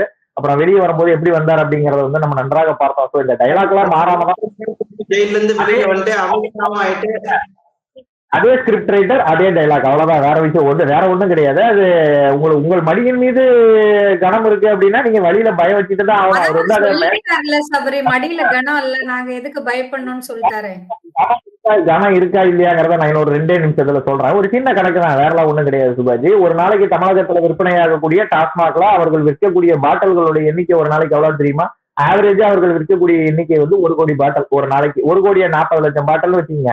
40,00,000 பேர் நாளைக்கு காலைல திரும்பிட்டு 1 கோடி பேருன்னு நீங்க கணக்கு வச்சீங்க. நீங்க சாதாரணமா ஒரு நாளைக்கு ஒரு 10 ரூபா ஒரு பாட்டிலுக்கு போட்டீங்க அப்படின்னா 10 கோடி ஆச்சு. ஒரு மாசத்துக்கு 300 கோடி ஆச்சு. ஒரு வருஷத்துக்கு 3,600 கோடி ஆச்சு. 4 வருஷம் இவர்கள் கோர்ஸ் கம்ப்ளீட் பண்ண மாதிரி, கிராஜுவேஷன் கம்ப்ளீட் பண்ண மாதிரி வருஷம் 4 வருஷம் கம்ப்ளீட் பண்ணிட்டாங்க. 4 வருஷத்துக்கும் சேர்த்து இவர்களுடைய கணக்கு என்ன? 14,200 கோடி ரூபாய் இது வரைக்கும் காணாம போயிருக்கு. ஆனா இடி சொன்ன விஷயம் என்ன தெரியுமா? நாங்க இடி மேல ஏற்கனவே கோபமா இருக்கோம். ஏன்னா என்ன தெரியுமா, நீங்க இடி வந்து பிடிச்சிருக்குன்னு சொல்றீங்களா? நாங்க இடி திமுகவுக்கு ஆதரவா செயல்படுத்த நாங்க பேசிட்டு இருக்கிறோங்க. இடி வெறும் 1,000 கோடி ரூபாய் மட்டும்தான் இவர்கள் திமுக வந்து பிடிச்சிருக்கு. 1,000 கோடி எங்க இருக்கு, 14,000 கோடி எங்க இருக்கு? ரெண்டுக்கும் நடுவுல இருக்க கேப் என்ன தெரியுமா? அதுதான் தமிழக அரசுக்கு வந்து திமுக வைத்திருக்கு. அவ்வளவுதான். ஒரு லஞ்ச ஒழிப்புத்துறை வந்து ஒரு நடவடிக்கை எடுத்தா மாநில அரசு வந்து அவங்களை கட்டுப்படுத்துதுன்னு சொல்றீங்க. ஒரு போலீஸ் நடவடிக்கை எடுத்தா காவல்துறை, ஏவல்துறைன்னு சொல்றீங்க. இடி மத்திய அரசு கட்டுப்பாட்டுல இருந்தும் இடியால ஒரு 1,000 கோடி தான் அப்படின்ற மாதிரி குற்றம் சுமத்துறாங்க. அதுவும் நிரூபிக்கப்படவில்லை. செந்தில் பாலாஜி அவர்கள் மீது இவ்வளவு குற்றம் அடுக்கடுக்காக குற்றம் சுமத்த பிறகும் திமுக காரங்க பேசுற மாதிரி வந்து இடி வந்து மத்திய அரசனுடைய கட்டுப்பாட்டுல இருக்குன்னு சொல்லாதீங்க. இடி வந்து ஒரு பிரைவேட் பாடி. அதாவது சிபிஐ எப்படி ஒரு பிரைவேட் பாடியோ, என்போர்ஸ்மெண்ட் டைரக்டரேட்டும் அதே மாதிரி ஒரு பிரைவேட் பாடி தான். கோர்ட் அப்படிங்கிறதும் ஒரு பிரைவேட் பாடி தான். ஸோ மத்திய அரசனுடைய கட்டுப்பாட்டுல வந்து இடி கிடையாது. நீங்க வேணா சொல்லிக்கிறது வேணா சொல்லலாம், மத்திய அரசனுடைய கட்டுப்பாடு வந்து இடி அது வந்து ஃபர்ஸ்ட் ஒரு பிரைவேட் பாடி. ஸோ அதை வந்து நாங்கள் விமர்சிப்பதற்கு எங்களுக்கு 100% உரிமை உண்டு. எலெக்ஷன் கமிஷனை விமர்சிப்பதற்கு எங்களுக்கு உரிமை விட்டுருக்கோம். அதே மாதிரி இடியை விமர்சிப்பதற்கும் எங்களுக்கு உரிமை உண்டு. தலைமை நீதிபதி போடும்போது எப்படி நீங்க ஒரு 4 பேர்கிட்ட கேட்டு அந்த 4 பேர் எதிர்கட்சி தலைவர் முதல் கொண்டு அவர்கிட்ட கேட்டு போடுறோமோ, அதே மாதிரி என்போர்ஸ்மெண்ட் டைரக்டரோட சீஃபை போடும் போது நீங்க அதே மாதிரிதான் போடணும். எதிர்கட்சி தலைவர்களுடைய ஆர்டினன்ஸ் வேணும். ஸோ அதெல்லாம் கேட்டுதான் நீங்க டைரக்டர் போடுறீங்க. ஸோ அதனால இடி அப்படிங்கிற ஒரு விஷயம் வந்து மத்திய அரசுக்கோ இல்ல பாஜகவுக்கோ முழுக்க முழுக்க சொந்தமான ஒரு விஷயம்லாம் கிடையாது. நீங்க உங்களுக்கு சொல்றீங்களா, நான் இப்ப சொன்னல இந்த கணக்கு, இந்த கணக்குக்கு உங்ககிட்ட விலை இருக்கா? நான் சொன்ன கணக்குங்கிறது பாட்டிலுக்கு 10 ரூபா கணக்கு மட்டும்தான். இதை தாண்டி போலி பாட்டிலினுடைய உற்பத்தி என்ன, உற்பத்தி ஆகி பாட்டில் வெளியில எவ்வளவு வருது, உள்ள எவ்வளவு போகுது, இங்க விற்கக்கூடிய பாட்டில்கள் அனைத்துமே ஒரிஜினல் பாட்டிலா இல்ல டூப்ளிகேட் சரக்கு இங்க ஓட்டுறாங்களா, இது எல்லாமே இருக்குங்க. இது எல்லாம் தாண்டி நீங்க எடுத்து பாத்தீங்க அப்படின்னா மாசத்துக்கு நான் சொல்ற கணக்கு வந்து 300 கோடி ரூபாய்ங்கிறது வந்து சாதாரணமா என் கண்ணுக்கு தெரிஞ்ச ஒரு விஷயம். இது வந்து மடியில கணம் தானே. இப்ப முதலமைச்சர் துணை முதல்வர் சொல்றாருல்ல, என் மடியில கணம் இல்ல, என்ன இந்த கணம் என்ன? இப்ப நான் சொன்ன இந்த கணக்கினுடைய கணம் என்ன? இந்த கணக்குக்கு உங்களால விளக்கம் சொல்ல முடியுமா? குடிக்கக்கூடிய எவனாவது ஒருத்தன் முன்னெல்லாம் போய் குடிகாரர்களை வந்து சந்து சந்தா போய் தேடணும்லாம் அவசியம் கிடையாது. இப்ப நீங்க ஒரு இடத்துல போய் திரும்பி பாக்குறீங்க அப்படின்னா, எப்ப நீ குடிப்பியா அப்படின்னு சொல்லி கேட்டீங்கன்னா, ஆமாங்க நான் குடிப்பேன். பாட்டில் மேல 10 ரூபா வாங்குறானா? ஆமா 10 ரூபா வாங்குறான். இதை வச்சிருக்கான். எப்படி கணக்கு வச்சிருக்கான் அப்படின்னா, இந்த குவார்டர் பாட்டில் அப்படிங்கிற ஒரு விஷயம் இருக்குல்ல, இதுக்கு 10 ரூபா வாங்குறான். நீங்க ஃபுல் பாட்டில் வாங்குனீங்க அப்படின்னா 40 ரூபா சேர்த்து வாங்குறான். 40 ரூபா 30 ரூபா சேர்த்து. அதுக்கு ஏத்த மாதிரி அவனே ரேஞ்ச் வச்சிருக்கான். ஸோ அவனுக்கு வந்து அந்த கணக்கெல்லாம் சேர்த்து இருக்கு. ஸோ இதெல்லாம் மடியில இருக்கக்கூடிய மயம். நீங்க வந்து உதயநிதி ஸ்டாலின் பேசின விஷயம் வந்து நாங்க ஈடிக்கும் பயப்பட மாட்டோம், மோடிக்கும் இதெல்லாம் மேடையில பேசக்கூடிய ஒரு விஷயம். நான் கூட தான் சொல்றோம், காவல்துறையை பார்த்து பயப்பட மாட்டோம், காவல்துறைக்கு அஞ்ச மாட்டோம், அதுக்கு பண்ண மாட்டோம், இதுக்கு பண்ண மாட்டோம். அது அந்த பிரச்சனை வரும்போது அவங்களுக்கு தெரியும். எங்களுக்கு இருக்கக்கூடிய பிரச்சனை என்ன தெரியுமா? காவல்துறை அரெஸ்ட் பண்ணிச்சுன்னா நாங்க அரெஸ்ட் நினைச்சு நாங்க உண்மையிலே பயப்பட மாட்டோம். அடுத்த ஒரு மாசம் கண்டினியூஸா போய் பொழப்பு விட்டுட்டு போய் காலையில சாயங்காலம் ஸ்டேஷன்ல வந்து கையெழுத்து போடணும். ஸோ இந்த மாதிரி பொழப்பு கெட்டு போயிருங்கிற ஒரு விஷயத்துக்கு மட்டும் தான் நாங்க பயப்படக்கூடிய விஷயமாக நாங்க எங்களுக்கு இருக்கோம். இந்த முதலமைச்சரோ துணை முதலமைச்சரோ பேசக்கூடிய விஷயங்கள் வந்து மேடைக்கு வேணா சரிப்பட்டு வருமே ஒழிய வீட்டுக்கு ஈடி ரைடு வந்துச்சுன்னா அவர்கிட்ட இருக்கக்கூடிய மடியில இருக்கக்கூடிய கணம் என்னங்கிறத அன்னைக்கு தெரிஞ்சு வைங்க. இல்ல சூப்பரா கடைசியில ஒரு பினிஷிங் கொடுத்தீங்க. வீட்டுக்கு இடி ரைடு வந்துச்சுன்னா மடியில இருக்கிற கணம் தெரியும்ட்டு. செந்தில் பாலாஜி வீட்டுல இடி ரைடு வந்துச்சு. இதுவரை இந்தியா ஃபுல்லா பல பேரோட வீட்டுல வந்து இடி ரைடு வந்து போச்சு. அப்படி பிரேக் த்ரூவா வர அளவுக்கு என்ன மாற்றம் கொண்டு வந்தது? இப்ப இடி வந்து தனியான ஒரு நீங்க சொல்ற மாதிரி ஒரு ஸ்டாட்யூட்டரி பாடினே வச்சுப்போம். ஒரு பிரேக் த்ரூ ஃபைண்ட் அவுட் பண்ண மாதிரி இவருக்கு இடி என்ன சாதனை பண்ணுச்சு அப்படின்றதுதான் பெரிய கொஸ்டினா இருக்கு. நீங்க சொல்ற மாதிரி இவங்க ஊழல் பண்றதா வச்சுப்போம், நிறைய வீடியோ எல்லாம் பாக்குறாங்க. செந்தில் பாலாஜி வந்து வெளிப்படையா சொல்றாரு, நான் வாங்கின லஞ்ச காசை வந்து திருப்பி கொடுத்துட்டேன் அப்படின்றது செந்தில் பாலாஜி சொன்ன பிறகு கூட இன்று வரை அதற்கான ஒரு தண்டனை கிடைக்கவில்லை. ஆட்சியும் அதிகாரத்தையும் வைத்துக் கொண்டு பிஜேபி என்னதான் செய்கிறது அப்படின்ற கேள்வி வருதா இல்லையா? செந்தில் பாலாஜி சொல்ற விஷயம் எப்படின்னா, நான் வந்து ஒருத்தனை கத்தியில குத்துனேன், அந்த கத்தியை வந்து திருப்பி எடுத்துக்கிட்டேன் அப்படின்னு சொல்லி சொல்ற மாதிரி இருக்கு. லஞ்சம் வாங்கியது குற்றம்ங்கிறத வந்து அவர் நேரடியாக ஒத்துக்கொண்டார். இருங்க இருங்க இருங்க நான் லஞ்சம் வாங்கினது குற்றம் தானே, லஞ்சம் வாங்கியது குற்றம் அப்படிங்கிற ஒரு விஷயத்தை வந்து இப்ப செந்தில் பாலாஜி நேரடியா ஒத்துக்கிட்டாரு. இதுல வந்து அந்த ஒரு விஷயம் மட்டும் இடி மையப்படுத்தல. இடி வந்து குற்றப்பத்திரிகையை தாக்கல் பண்ணும்போது அவ்வளவு பத்திரங்களை தாக்கல் பண்ணியிருக்காங்க. இவ்வளவு விஷயங்கள். இது வந்து செந்தில் பாலாஜிங்கிறது அந்த ஒரு விஷயம் மட்டும் கிடையாது. அவர் வரி ஏய்ப்பு எவ்வளவு செய்திருக்கிறார், எவ்வளவு சம்பாதிச்சு வச்சிருக்கிறார், 350 கோடி போட்டு கரூர்ல வீடு கட்டினதுக்கு உண்டான கணக்கு என்ன, யார் பேர்ல அந்த சொத்து வாங்கப்பட்டது, வீடு யார் பேர்ல கட்டப்பட்டது, தன்னுடைய நண்பர்கள் கொடுத்தாருன்னு சொல்லி செந்தில் பாலாஜி சொல்ற விஷயம் என்ன, தான் சகோதரர் பேர்ல வாங்கின சொத்துக்களுடைய எண்ணிக்கை என்ன, சகோதரரை தேடி பார்த்தா 2 வருஷம் கழிச்சு கொண்டு வந்து சகோதரரை கொண்டு வந்து சரண்டர் பண்றாங்க. பிஜேபிக்கார ராத்திரி ஒரு ட்வீட் போட்டா காலையில நடுராத்திரி 2 மணிக்கு வந்து எங்களை தூக்க தெரியுது, நான் கேரளா போனாலும் கர்நாடகா போனாலும் இவன் எங்க போறான்னு சொல்லி ட்ரேஸ் பண்ணி எடுக்க தெரியுது, செந்தில் பாலாஜியை உங்களால தேடி கண்டுபிடிக்க முடியல. ஒரு இடி ரைட்ல ஒரு பிலிம் ப்ரொடியூசர் ஒருத்தர் கிட்டத்தட்ட 20 நாளா 10 நாளா தேடிட்டு இருக்கிறாங்க. இன்ன வரைக்கும் அவரை கண்டுபிடிப்பதற்கு இவர்களால முடியல. நாங்க சொல்லக்கூடிய விஷயம்லாம் அதுதான். இது வந்து தமிழக காவல்துறையினுடைய ஒரு உதவி இல்லாமல் இவர்கள் ஈடியால மட்டும் என்ன செய்ய முடியும்? நீங்க ராணுவத்தை கூட்டிட்டு வந்து நேரடியா எல்லாத்தையும் தேட விடுவீங்களா? தமிழக காவல்துறையை வந்து கைது செய்யுங்க அப்படின்னு சொல்லி ஒரு உத்தரவு என்போர்ஸ்மெண்ட் டைரக்டரேட்ல இருந்து கொடுக்குறாங்கன்னா அதை செய்யணும். ஏன்னா இங்க இருக்கக்கூடிய விசாரணையை மையப்படுத்தி அவர்கள் செய்யக்கூடிய விஷயமாக என்போர்ஸ்மெண்ட் டைரக்டரேட் அந்த விஷயத்தை தான் சொல்றாங்க. நீங்க செந்தில் பாலாஜி விஷயமாக இருக்கட்டும், மற்ற விஷயமாக இருக்கட்டும், இடி ரைடு நடக்கும். ரைடு நடந்துச்சு அப்படின்னா உடனடி தீர்ப்பு அப்படிங்கறதெல்லாம் நீங்க எதிர்பார்க்க முடியாது. நீங்க எல்லா விஷயத்துக்குமே அப்படிதான். இப்ப பொள்ளாச்சியில வந்து பாலியல் வன்கொடுமை வழக்கு நடந்தது. அந்த சமயம் வந்து ரொம்ப தீவிரமாக அந்த விஷயம் பேசப்பட்டது. நமக்கு நன்றாக தெரியும். இடையில இந்த 3 வருஷமா என்னாச்சு? இடையில இந்த 3 வருஷம் 4 வருஷமா இந்த பிரச்சனையை யாருமே நம்ம பேசவே இல்லையே. தீர்ப்பு வரும்போது அந்த விஷயத்தை பத்தி நம்ம பேசணும். அதுக்காக அந்த 4 வருஷம் எந்த ப்ராசஸ்மே நடக்கலங்கிறதெல்லாம் விஷயம் கிடையாது. அந்த 4 வருஷமும் கோர்ட் ப்ரொசீடிங்ஸ் நடக்கும். அவர்கள் வந்து வாய்தா கொடுப்பாங்க. இவர்கள் செய்து இருந்தக்கூடிய நியாயங்களை வந்து இவர்கள் எடுத்து வைக்கலாம். ஏன்னா எல்லாருக்குமே சமமான ஒரு வாய்ப்புகள் வந்து வழங்கப்படும். அதுதான் இந்திய நீதித்துறை. அந்த நீதித்துறையை வந்து கிட்டத்தட்ட அவர்களுடைய வேலை செய்வாங்க. இப்ப செந்தில் பாலாஜி வந்து ஜாமீன் வாங்கிட்டு வெளியே வந்துட்டார் அப்படிங்கறதுனாலே அவர் வந்து காந்தியினுடைய வாரிசாகலாம் மாறிவிட மாட்டார். அவருக்கு வந்து ஜாமீன் தான் கொடுக்கப்பட்டிருக்கு. அவர் குற்றவாளி இல்லைன்னு சொல்லி இன்னும் கோர்ட்ல இருந்து கொடுக்கவே இல்லை. அவருடைய உடல் நலத்தை கருத்தில் கொண்டு மட்டும்தான் சுப்ரீம் கோர்ட் அவருக்கு அந்த தீர்ப்பு கொடுத்திருக்குது. ஜாமீனுக்கு போங்க அப்படின்னு சொல்லி கொடுத்திருக்குது. நாளைக்கு ஒருவேளை ஒரு குற்றவாளின்னு சொல்லி நிரூபிக்கப்பட்டுச்சுன்னா ஒருவேளை ஒரு 4 வருஷம் அவருக்கு தண்டனை கிடைக்குது அப்படின்னா நீங்க உள்ள இருந்த 350 நாள் கழிச்சிட்டு மீதி இருக்கிற நாள் மீண்டும் ஒரு செந்தில் பாலாஜி இதே மாதிரி உள்ள போய் கேசரி சாப்பிட்டு தான் ஆகணும். இப்ப சாப்பிட்ட வாழைப்பழ கேசரியோ பனானா வேற ஏதாவது விஷயமோ அவர் உள்ள போய் அன்னைக்கு சாப்பிட்டு தான் ஆகணும். ஸோ இந்த விஷயங்கள்லாம் எப்படின்னா நீதி தன்னுடைய வேலைகளை வந்து செய்து கொண்டேதான் இருக்கும். ஈடியும் அதே மாதிரிதான். அவருக்கு குற்றப்பத்திரிகை தாக்கல் செஞ்சுட்டாங்கன்னா அதுக்கப்புறம் அந்த கோர்ட் ப்ரொசீடிங்ஸ் நடந்துகிட்டே இருக்கும். ஒரு நாள் தீர்ப்பு வரும்ல, தீர்ப்பு வர அன்னைக்கு அவங்க உள்ள போயிடுவாங்க. மற்ற கேசஸ் மாதிரி எல்லா கேசஸுமே அப்படிதான். ஈடின்னு மட்டும் கிடையாது. ஒரு கொலை வழக்கு நடந்ததுன்னா கூட கொலையாளி முதல்ல கைது செய்து அவர் வந்து அந்த சாட்சியம் கலைக்காம இருப்பதற்காக அவரை தூக்கி உள்ள போட்டு ஒரு 72 நாள் 90 நாள் மேக்சிமம் குண்டாஸ் கேஸ் போட்டாங்கன்னா ஒரு 90 நாள் ஜெயில இருப்பார். அந்த 90 நாள்ல அனைத்து விசாரணைகளையும் முடித்து குற்றப்பத்திரிகை தாக்கல் பண்ணிட்டாங்கன்னா நீங்க கொலையாளியுமே வெளியே வந்துருவாங்க. கொலைன்னு சொல்லி அவர்கள் தீர்ப்பு கொடுத்து அவருக்கு உள்ள இருக்கிற வரைக்குமே அவர்களுக்கு தண்டனை கிடைக்கிற வரைக்குமே கொலையாளி ஜாமீன்ல இருக்கலாம். இந்த மாதிரி ஒரு விஷயங்கள்லாம் இந்திய துறையில இருக்கு. நமக்கு நன்றாக தெரியும். அதே மாதிரி விஷயம் தான் இன்னைக்கு செந்தில் பாலாஜி கூட நடந்திருக்கு.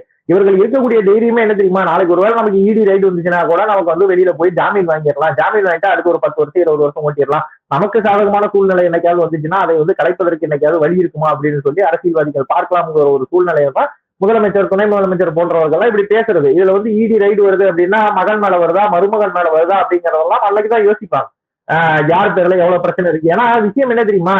அந்த ட்ராக் ரெக்கார்ட் கரெக்டா பிடிக்கிறாங்க. இடி ஒரு இடத்துல வந்து 1000 கோடி ரூபாய் ஊழல் நடந்திருக்கு, யார் பேர்ல டெண்டர் கொடுத்திருக்கோங்கிற ஒரு விஷயத்தை கூட அவர்கள் மையப்படுத்தி இவங்க பேர்ல வந்து ஜிஎஸ்டியே இல்லாத ஒரு கம்பெனி பேர்ல இவர்கள் வந்து டாஸ்மாக் டெண்டர் கொடுத்திருக்காங்க. சோ இது வந்து தவறான ஒரு விஷயம். சோ இவர்கள் வந்து அபிஷியலா கண்டுபிடிச்சது 1000 கோடி ரூபாய் மதிப்பிலான ஊழல் நடந்திருப்பதற்கு உண்டான சாத்தியக்கூறுகள் இருக்கு அப்படிங்கறத இடி என்போர்ஸ்மெண்ட் டைரக்டர் அந்த விஷயத்த சொல்றாங்க. இதுல வந்து அடுத்து இடியினுடைய அந்த டாஸ்மாகினுடைய மேனேஜர் அவங்க வீட்டுக்கு வந்து போய் ரைடுக்கு போகும்போது அங்க இருக்கக்கூடிய வாட்ஸ்அப் பதிவுகளை வைத்து இவர்களும் இன்னொருத்தரும் பேசிக் கொண்டிருக்கிறார் அப்படின்னு சொல்லி ஒரு விஷயத்தை மையப்படுத்தி பாத்தீங்க அப்படின்னா அவருக்கு தான் இந்த அக்கௌண்ட்ல இருந்து பணம் போயிருக்கு அப்படிங்கிற ஒரு விஷயத்தை வந்து கண்டுபிடிக்கிறாங்க. அவர் என்னன்னா 3 படம் எடுத்துட்டு இருக்காரு. 500 கோடி ரூபாய் பட்ஜெட்ல 3 படம் எடுத்துட்டு இருக்காரு. இந்த பிலிம் இண்டஸ்ட்ரின்னு ஒரு விஷயம் இருக்கு பாருங்க. இதை ஒழித்ததே திராவிட முன்னேற்ற கழகம் தான். அதுக்கு முக்கியமான காரணம் இங்க இருக்கக்கூடிய புழங்கக்கூடிய கருப்பு பணம் தான். இந்த கருப்பு பணத்தை வச்சு படம் எடுக்கிறது. இந்த படத்தை வச்சு என்ன பண்ணுவாங்க அப்படின்னா நாளைக்கு இப்ப ஓடாது, ஒரு படம் சுத்தமா ஓடாது, நிறைய படம் ஓடுறது இல்ல. அந்த மாதிரி படங்களையே எடுத்தா கூட இவர்கள் என்ன சொல்லுவாங்கன்னா 400 கோடி லாபம் 500 கோடி லாபம் 700 கோடி லாபம் இதெல்லாம் என்னன்னா பிளாக் மணியா ஒயிட் மணியா ஆக்கக்கூடிய மிகப்பெரிய ஒரு ட்ரிக். அந்த ட்ரிக்கை வந்து பிலிம் இண்டஸ்ட்ரி மூலியமாக திராவிட முன்னேற்ற கழக அரசு நேரடியா செஞ்சுட்டு இருக்கு. அதனாலதான் பிலிம் இண்டஸ்ட்ரி தமிழ்நாடுல இருக்கக்கூடிய இந்த கோலிவுட்டை ஒழிச்சதே வந்து திராவிட முன்னேற்ற கழக அரசு தான். அதற்கு முக்கியமான காரணம் வந்து இந்த கருப்பு பணத்தை வெள்ளையாக்குவது. ரெட்ஜியன் மூவிஸாக இருக்கட்டும், இவங்க வச்சிருந்த கிளவுட் நைன் பிக்சர்ஸாக இருக்கட்டும், சன் பிக்சர்ஸாக இருக்கட்டும், இதுல இன்னைக்கு இருக்கக்கூடிய தயாரிப்பாளர்கள் எல்லாம் போய் பாருங்க, இவர்களை மீறி எங்கேயுமே சினிமா தியேட்டர்ல படத்தை ரிலீஸ் பண்ண முடியாது. தியேட்டர் நடத்துறவனும் கஷ்டப்படுறான், டிஸ்ட்ரிபியூட்டரும் கஷ்டப்படுறான், படம் நடிக்கிறவனும் கஷ்டப்படுறான். படம் நடிக்கிறவனுக்கு அந்த கருத்தே அவனுக்கு பிடிக்கலன்னாலும் சரி, அவன் அந்த திராவிட சித்தாந்தத்தை பிடிச்சி அவன் நடிச்சாகணும். அது ரஜினியை ஆரம்பிச்சாலும் விஜய் ஆரம்பிச்சாலும் நீங்க படம் அப்படின்னு ஒரு விஷயம் வரும்போது அவர்கள் செய்துதான். விஜய் ரொம்ப கஷ்டப்படுத்தினாங்களே, எவ்வளவு கஷ்டப்படுத்திருக்காங்க. இப்ப இருக்கக்கூடிய புதுசா தாவேக கட்சி ஆரம்பிச்ச விஜய்க்கு எவ்வளவு கஷ்டங்கள் வந்திருக்கு படம் நடிக்கும் போது. திராவிட நீங்க விஜய் பேச ஆரம்பிச்சீங்க. அந்த துண்டும் பாத்தீங்கன்னா லைட்டா கொஞ்சம் எல்லாவும் சிவப்பும் கலந்த மாதிரி லைட்டா ஒரு கலரா தான் இருக்குது. விஜய் கூப்பிட்டுலான்னு ஒரு முடிவுல தான் இருக்கீங்களோ? இல்ல விக்னேஷ், இது நம்ம சொல்லக்கூடிய விஷயங்களை வந்து என்னதான் சொன்னாலும் கூட நீங்க அந்த பிலிம் இண்டஸ்ட்ரி அப்படிங்கிற ஒரு விஷயத்தை வந்து ஒழித்திருக்கிறது வந்து திராவிட முன்னேற்ற கழகம். விஜய் திட்டினீங்க, இந்த வீடியோ திடீர்னு விஜய் மேல ஒரு பாசம் வருதுன்னா ரூமர்ஸ் எல்லாம் உண்மைதான் போல. இதுல பாசம் அப்படிங்கிற ஒரு விஷயம்லாம் கிடையாது விக்னேஷ். இதுல வந்து நான் சொல்றது வந்து நடிகர் விஜய், தாவேகா கட்சியினுடைய தலைவர் விஜயை பத்தி நான் சொல்ல கிடையாது. நான் சொன்னது வந்து நடிகர் விஜய். நடிகர் விஜய் எனக்கு ரொம்ப பிடிக்குமே, நான் அதை பத்தி எல்லாம் ஒண்ணும் சொல்லவே மாட்டேனே. நான் விஜயனுடைய படத்தை முதல் நாள் ஃபர்ஸ்ட் பார்த்த ஒரு ஆளு தான். நானும் பாத்திருக்கேன். நம்ம அதெல்லாம் ஒத்துக்கிறல. அவர் ஒரு சிறந்த நடிகரா, ஆமா நல்ல நடிகர் தான், அவரு டாப் ரேட்டட் ஹீரோஸ் தான், அதெல்லாம் எந்த பிரச்சனையும் கிடையாது. ஒரு நடிகனாக நீங்க போய் விஜய் போய் சந்திக்க சொன்னீங்க அப்படின்னா நான் சந்திப்பேன். ஒரு அரசியல்வாதி தாவேகா கட்சியினுடைய தலைவராக போய் சந்திப்பதற்கு வந்து எனக்கு விருப்பம் கிடையாது. ஏன்னா தாவேகா அரசியல் நடிப்பு அப்படிங்கிறது வந்து அரசியலுக்கு உண்டான ஒரு அச்சாரம் கிடையாது. அதற்குண்டான அறிவுகள் நிச்சயமாக வேண்டும். ஏன்னா மக்களுக்கு சேவை செய்வது அப்படிங்கிறது வந்து நடிப்பு அப்படிங்கறதெல்லாம் தாண்டி வேற ஒரு விஷயம் இருக்கு. எம்ஜிஆர் வந்து அரசியல்ல ஜெயித்தார் அப்படின்னா அதற்கு வேறு காரணங்கள் உண்டு. நடிகர் விஜய் மாதிரி கிடையாது. ஏன்னா திரையில் நடிப்பவன் தரையிலும் நடிப்பான்னா அரசியல்ல நிச்சயமாக தோற்று விடுவார்கள். அது நமக்கு நன்றாக தெரிஞ்சுக்கணும் அந்த விஷயத்த. ஏன்னா மக்களை நீங்க விரும்புனீங்க அப்படின்னா மக்கள் உங்களை திரும்பி விரும்புவாங்க. அது வந்து அரசியல்ல நீங்க நல்லா பார்க்கலாம். இது வந்து எம்ஜிஆர் சொன்ன ஒரு வார்த்தை, நான் கூட சொல்லல. எம்ஜிஆர் வந்து சொன்ன ஒரு வார்த்தை தான். நீங்க மக்களை எந்த அளவுக்கு விரும்புறீங்களோ மக்கள் உங்களை திரும்பி விரும்புவாங்க. நீங்க மக்கள் கிட்ட நடிச்சீங்கன்னா மக்கள் உங்ககிட்ட திருப்பி நடிச்சுக்குவாங்க. மக்கள் மிகப்பெரிய நடிகர்கள். இன்னைக்கு இருக்கக்கூடிய நடிகர்கள் எல்லாம் தாண்டி மிகப்பெரிய நடிகர்கள் மக்கள். நாளைக்கு நீங்க ஓட்டு கேட்டு நீங்க எந்த கட்சிக்காரரும் எனக்கு தெரியாது. நீங்க பேசுறத வச்சு மேக்சிமம் திமுகவா இருக்க வாய்ப்பு உண்டு. ஆனா அதையும் மீறி நான் சொல்லிக்கிறேன், நீங்க நாளைக்கு ஒருவேளை அதிமுக காரங்க உங்க வீட்டுக்கு வந்து ஓட்டு போடுங்க அப்படின்னு சொல்லி சொன்னாங்கன்னா அப்படின்னா, இல்ல சார் போட மாட்டாங்களா நீங்க நேரடியா சொல்ல மாட்டீங்க. நாளைக்கு தாவேக்கா வந்து கேட்டாலும் போடுறோம்னு சொல்லுவீங்க, நாம் தமிழர் வந்து கேட்டாலும் விக்னேஷ் வந்து போடுறோம்னு சொல்லுவாரு. விடுதலை சிறுத்தைக்காரங்க கட்சிக்காரங்க வந்து உங்ககிட்ட வந்து கேட்டாங்கனாலும் சார் உங்களுக்கு தான் சார் என் ஓட்டு நீங்க சொல்லதான் போறீங்க. ஏன்னா மிகப்பெரிய நடிகர்கள் மக்கள். இதை தாண்டிதான் இருக்கக்கூடிய நடிகர்கள்லாம் தான் பெரிய நடிகர்னு நினைச்சிட்டு இருக்காங்க. மக்கள் தான் இருக்கலே மிகப்பெரிய நடிகர்கள். நீங்க மக்களை விரும்புனீங்கன்னா மக்கள் விரும்புவாங்க, மக்கள் கிட்ட நடிச்சீங்கன்னா மக்கள் உங்ககிட்ட நடிச்சிருவாங்க. சபரி, எனக்கு இன்னும் கூட ஒரு சந்தேகம் இருக்கு. கடகடகடன் பட்டாசாட்டம் புரியுறீங்க, ஆனா கொஞ்ச நாளா பிரஸ் எல்லாம் சைலண்டா இருக்காங்களே சபரி? இல்ல இது பிரஸ் சைலண்ட் நீங்க எதை பேஸ் பண்ணி கேக்குறீங்க அப்படிங்கிற ஒரு விஷயம் எனக்கு தெரியுது. எங்களுடைய முன்னாள் மாநில தலைவர் அண்ணாமலை வந்து பிரஸை வந்து மிகப்பெரிய ஒரு உயிர்ப்பில வச்சிருந்தாரு. ஆனா இன்னைக்கு இருக்கக்கூடிய கள சூழ்நிலை அப்படிங்கிறது வந்து நிச்சயமாக வேற. ஏன்னா அரசியல் எலெக்ஷன் அப்படிங்கிறது அதிமுகவை ஆக்டிவ் மோடுல ஆக்டிவேட் பண்ற வேண்டிய கட்டாயத்துல இருக்கனால நீங்க பாஜக சைலண்ட் மோட்ல இருக்கீங்களா? அதெல்லாம் கிடையாது. சைலண்ட் பண்ணி இருக்கிறாங்க, அப்படிதான் இருக்கும். இல்லைன்னா போய் அண்ணாமலை போய் அமைதியா இருப்பாரா? சைலண்ட் பண்ணி இருப்பாங்க. ஒரு விஷயம் நல்லா தெரிஞ்சுக்கோங்க, எங்களுக்கு வந்து இன்னும் மாநிலத்துல இருக்கக்கூடிய செய்தி தொடர்பாளர்களை இன்னும் போடல. அதை வந்து நீங்க தெரிஞ்சுக்கணும். ஏன்னா எங்களுக்கு இன்னும் தேசிய தலைவர் தேர்தல் நடக்கல. எங்களுக்கு இன்னும் அமைப்பு வேலைகள் இப்பதான் நடந்துட்டு இருக்கு. இப்பதான் மாவட்டத்துக்காக செய்தி தொடர்பாளர் போடல, அப்படி எடுத்துக்கலாமா? அப்படின்னா நீங்க நான் சொல்ற விஷயங்களை சொல்லுங்க. ஏன்னா இதுல என்னன்னா அபிஷியலா பேசக்கூடிய மனிதர்கள். ஏன்னா அண்ணாமலை அவர்கள் வந்து பிரஸை சந்தித்தார், அவர் முக்கியமான ஒரு விஷயங்களை பற்றி பேசுகிறார் அப்படின்னா அன்னைக்கு ஒரு மாநில தலைவருங்கிற ஒரு பொறுப்பு அவர்கிட்ட இருந்தது. அனைத்து விஷயங்களையும் அவர் பேசக்கூடிய சூழ்நிலைக்கு மாநில தலைவராக இருந்தார். ஆனா இன்னைக்கு எப்படி அப்படின்னா ஒரு குறிப்பிட்ட விஷயங்களை பற்றி மாநில தலைவராக இல்லாதவர் அதை பற்றி பேச முடியாது. அண்ணாமலை நடக்கும் அது நன்றாக தெரியும். அதனாலதான் கூட்டணியை பற்றி நீங்கள் பேசினாலோ, அதிமுகவை பற்றி கேட்டாலோ, எடப்பாடி பழனிசாமி அவர்களை பற்றி கேட்டாலோ அண்ணாமலை ஒருவர் வந்து இந்த நயனார் பார்த்து பாரு, நான் சிக்ஸர் மட்டும் தான் அடிக்க போறேன்னு சொன்னாரு. நயனாராவது கொஞ்சம் டிஃபென்ஸ் ஆட்டாரு. அண்ணாமலை வந்து இறங்கவே இல்லையே. ஜடேஜாக்கு அஸ்வினுக்கு பின்னாடி இறங்குற தோனி மாதிரி இன்னும் பதுங்கியே இருக்கிறாரு. இல்ல அப்பெல்லாம் நீங்க இன்னும் சரியா பாக்கலாம்னு அர்த்தம். அண்ணாமலை அவர்கள் வந்து மக்கள் பிரச்சனைக்காக போராடி இன்னும் கூட பண்ணிட்டு தான் இருக்காரு. ஒரு இடத்துல அந்த ஈரோடு பக்கத்துல இருக்க சிறும்பூருங்கிற ஊர்ல வந்து அவர் போய் அந்த ஒரு போராட்டமே நடத்திருக்காரு. இரட்டை கொலைக்கு சம்பந்தமா போராட்டம் நடத்தி கெடு கொடுத்துட்டு தான் வந்திருந்தாரு. ஒருவேளை நீங்கள் கொலையாளியை கைது செய்யலைன்னா 20ஆம் தேதி வந்து நிச்சயமாக உண்ணாவிரத போராட்டம் நடத்தப்படுங்கிற ஒரு விஷயத்தை சொல்லிட்டு தான் வந்தார். ஒரு 2 நாளைக்கு முன்னாடியே வந்து 2 குற்றவாளிகளை கைது செய்துட்டோம்னு காவல்துறை சொன்னதுனாலதான் அந்த உண்ணாவிரத போராட்டம் கூட நிறுத்தப்பட்டது. சோ இந்த விஷயங்களை எல்லாத்தையுமே அண்ணாமலை அவர்கள் வந்து அனைத்து மக்கள் பிரச்சனைக்காகவும் குரல் கொடுத்துட்டு தான் இருக்காரு. நீங்க அவருடைய ட்விட்டர் ஹேண்டில் போய் பார்த்தாலும் சரி, பேஸ்புக் பார்த்தாலும் தெரியும், அவர் மக்கள் கிட்ட நிறைய விஷயங்களுக்கு இன்னும் கூட பேட்டி கொடுத்துட்டு தான் இருக்காரு. நீங்க பொதுவான பிரச்சனையை போய் அண்ணாமலை கிட்ட வந்து பத்திரிகையாளர்கள் போய் கேட்டா பரவாயில்ல, அவர்கள் வேணும்னே கான்ட்ரவர்சியாக எந்த விஷயங்களை கொண்டு போய் சேர்த்துக்க முடியுமோ அந்த விஷயங்களை வந்து அண்ணாமலை கிட்ட கேள்வியை கேட்பாங்க. அண்ணாமலை அந்த இடத்துல என்ன சொல்லுவாருன்னா, இது பதில் சொல்லக்கூடிய இடத்தில் தற்போது நான் இல்லை அப்படிங்கிற ஒரு விஷயத்தை தான் சொல்லுவாங்க. ஏன்னா இன்னைக்கு வந்து திமுகவில் இருக்கக்கூடிய பொன்முடி மாதிரியோ இல்ல வேற இன்னும் கூட இதா பேசக்கூடிய ஒரு அமைச்சர்கள் மாதிரியோ வந்து அண்ணாமலை அவர்களோ பாரதிய ஜனதா கட்சியை சேர்ந்த யாருமே வந்து பொறுப்பற்ற முறையில எல்லாம் நாங்க பதில் சொல்லவே மாட்டோம். எங்களுக்கு உண்டான பொறுப்புகள் என்னன்னு தெரியும், நான் எந்த அளவுக்கு பதில் சொல்லணும்னு தெரியும். நான் ஒரு கட்சியினுடைய மாவட்ட செயலாளராக இருக்கேன் அப்படின்னா என்னால என்னுடைய அதிகாரத்துக்கு உட்பட்டு எவ்வளவு பதில் சொல்ல முடியுமோ அவ்வளவுதான் சொல்ல முடியும். நாளைக்கு நயினார் அவர்களை மாற்றியது சரியா, அண்ணாமலை அவர்களை மாற்றியது சரியான்னு கேள்வி கேட்டீங்கன்னா அதற்கு உண்டான பதில் சொல்வதற்கு உண்டான அதிகாரம் என்கிட்ட கிடையாது. அந்த அதிகாரத்தை முடிவு செய்யக்கூடிய இடத்திலும் நான் இல்லை. சோ எங்களுடைய கருத்தாக மட்டும்தான் இதுல வைக்க முடியுமே ஒழிய வேற விஷயங்களை எல்லாம் வைக்க முடியாது. சோ இந்த மீடியா அப்படிங்கிற ஒரு விஷயம் வந்து இன்னைக்கு இன்ஆக்டிவா இருக்கு அப்படிங்கிற ஒரு விஷயத்தெல்லாம் நாங்கள் நம்பவே இல்லை. ஏன்னா நயினார் அவர்கள் இன்னும் கூட மக்களுடைய பிரச்சனைகளை பேசிக்கிட்டு தான் இருக்காரு. இன்னைக்கு கூட திமுக வந்து ரொம்ப சாடி இருந்தாரு, நம்ம நன்றாக பார்த்திருந்தோம். இதுல வந்து நாங்க கூட்டணி அப்படிங்கிற ஒரு விஷயத்துக்குள்ள போனதுனால நாங்க வந்து நிறைய விஷயங்களை வந்து சேர்ந்து முடிவெடுக்க வேண்டியதாக இருக்கிறது. இது அரசியல் களத்திற்கு ஏற்றாத போல. நீங்க வந்து பாஜகவை வந்து ஒரு கூட்டணி ஒரு இடத்துல புரிந்து கொள்ளாமல் அமித்ஷா அவர்கள் வந்து உங்கள் கைகளை கட்டி போட்டு விட்டாருன்னு எடுத்துக்கலாமா? கட்டி போடுற விஷயம்லாம் யாருமே ஒருத்தங்க வந்து இன்னொருத்தங்க கையை வந்து கட்டி போடுவதற்கு உண்டான வேலைகள்லாம் கிடையாது விக்னேஷ். எங்க கட்சியை பொறுத்த வரைக்கும் குறிப்பு அப்படிங்கிற ஒரு வார்த்தை உண்டு. அதாவது மேல இருந்து ஒரு விஷயம் வந்து சொல்றாங்க அப்படின்னா அதை பின்தொடரக்கூடிய விஷயங்களே நாங்கள் இருக்கிறோம். ஏன்னா அது வந்து தேசிய கட்சியினுடைய ஒரு கோட்பாடு. கடைமட்ட உடன்பிறப்பு கேட்பாங்களோ அந்த மாதிரி விக்னேஷ், இது எங்களுக்கு மட்டும் கிடையாது. தேசிய கட்சியாக இருக்கக்கூடிய காங்கிரஸுக்கும் இது சேரும், தேசிய கட்சியாக இருக்கக்கூடிய கம்யூனிஸ்டுக்கும் இந்த விஷயம் சேரும். காங்கிரஸ் கட்சிக்காரன் தமிழ்நாட்டில் இருக்க காங்கிரஸ் கட்சிக்காரங்களாம் மேல இருக்கக்கூடிய தேசிய காங்கிரஸே மதிக்கிறது இல்லை. அதனால உங்களுக்கு அது ஆக்வர்டா தெரியல. அவர் வந்து கிட்டத்தட்ட வந்து காங்கிரஸ் அப்படிங்கிற ஒரு விஷயம் வந்து திமுகவினுடைய பார்ட் 2 அப்படிங்கிற ஒரு விஷயமாக மாறிவிட்டதுனால உங்களுக்கு அப்படி தெரியல. நாங்க அப்படி இல்லை. நாங்க ஏடிஎம்கேவில இருந்து பாஜகவும் தனித்துதான் இருக்கிறது. எங்களுக்குன்னு உண்டான நிர்வாகிகள் இருக்காங்க, ஏடிஎம்கேவுக்குன்னு உண்டான நிர்வாகிகள் இருக்காங்க. எங்களுடைய மாநில தலைவர் ஏற்கனவே ஒரு விஷயங்களை சொல்லிட்டார். இதுக்கு மேல ஏதாவது போராட்டங்கள் நாங்க பண்றோம் அப்படின்னு சொல்லி ஒரு விஷயம் வந்தது அப்படின்னா அதிமுகவும் பாஜகவும் சேர்ந்து செய்யும். இந்த விஷயங்களை சேர்ந்து இறங்கி ஒன்றாக போராட்டம் செய்யும் அப்படிங்கிற ஒரு விஷயத்தை சொல்லியிருக்காங்க.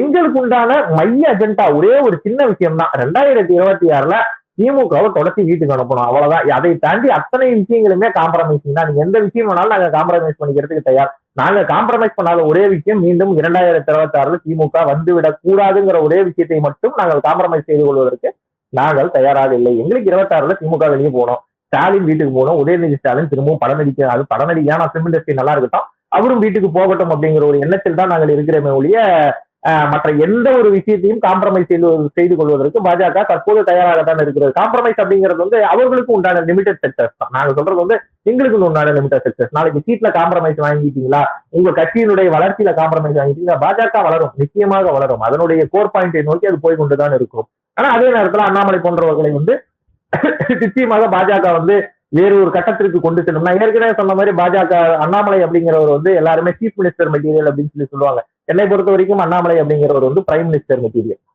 இந்த மெட்டீரியல் என்னைக்கு இருந்தாலும் ஒரு நாள் மிகப்பெரிய அளவுல ஜொலிக்க போகிறது அப்படிங்கிறது வந்து எங்களுக்கு நன்றாக தெரியும். அவருக்கு உண்டான பதவிகள் ஏன் இன்னும் வரல அப்படின்னா தேசிய தலைவரை இன்னும் நியமிக்கல, தேசிய நிர்வாகிகள் யாரையுமே இன்னும் போடல. தேசிய பொதுக்குழு உறுப்பினர் அப்படிங்கிறது வந்து அனைத்து நிர்வாகிகளுக்கும் கொடுக்கக்கூடிய ஒரு சின்ன பொறுப்பு. அதை வந்து வைத்துக்கொண்டு இவருக்கு இதுதான் பொறுப்பு அப்படின்னு சொல்லி சொன்னீங்கன்னா அவருக்கு அந்த பொறுப்பெல்லாம் கொஞ்சம் கூட ஆப்ட் கிடையாது அப்படிங்கிறது எங்களுக்கு நன்றாக தெரியும். அது தேசிய தலைவரை தேர்ந்தெடுப்பதற்குண்டான ஒரு வாய்ப்பை அவருக்கு ஏற்படுத்தி கொடுத்திருக்கிறது. தேசிய தலைவரை தேர்ந்தெடுத்ததுக்கு அப்புறம் தேசிய தலைவர் தன்னுடைய நிர்வாகிகளை நியமித்தார். அந்த நிர்வாகிகளில் நிச்சயமாக அண்ணாமலை இருக்க போகிறார் அப்படிங்கிறது எங்களுக்கு நன்றாக தெரியும். சோ இதுதான் நடக்க போகுது. அன்னைக்கு பிரஸ் மீட் மீண்டும் இதே போல கொழுந்து விட்டு எரியும் அப்படிங்கறத நீங்க நன்றாக தெரிந்து கொள்ள வேண்டும். அண்ணாமலை வந்த உடனே வார் ரூம் 2.0 ஸ்டார்ட் ஆகும் அப்படின்னு சொல்றீங்க. சோ மீண்டும் அந்த பரபரப்பான அரசியல் களம் இருக்கும் அப்படின்றதுதான் எங்களுடைய. இதுல ஒரு விஷயம் என்ன தெரியுமா, எல்லாருக்குமே புரியாத ஒரு சில விஷயங்கள் உண்டு. இந்த வார் ரூம் அப்படிங்கிற அந்த கான்செப்ட் என்ன அப்படிங்கிறது வந்து நிறைய பேருக்கு புரியாத ஒரு விஷயம் உண்டு. அதாவது வார் ரூம் அப்படிங்கிறது வந்து என்னைக்குமே வந்து அது ஒரு நல்ல விஷயம். இந்த நாங்க சொல்றது என்னன்னா அது உண்மையிலேயே நல்ல ஒரு விஷயம். ஏன்னா இப்போ ஒரு எமர்ஜென்சியான சூழ்நிலையெல்லாம் வார் ரூம் அப்படிங்கிற ஒரு விஷயத்தை வந்து எல்லாருமே பண்ணி வைப்பாங்க.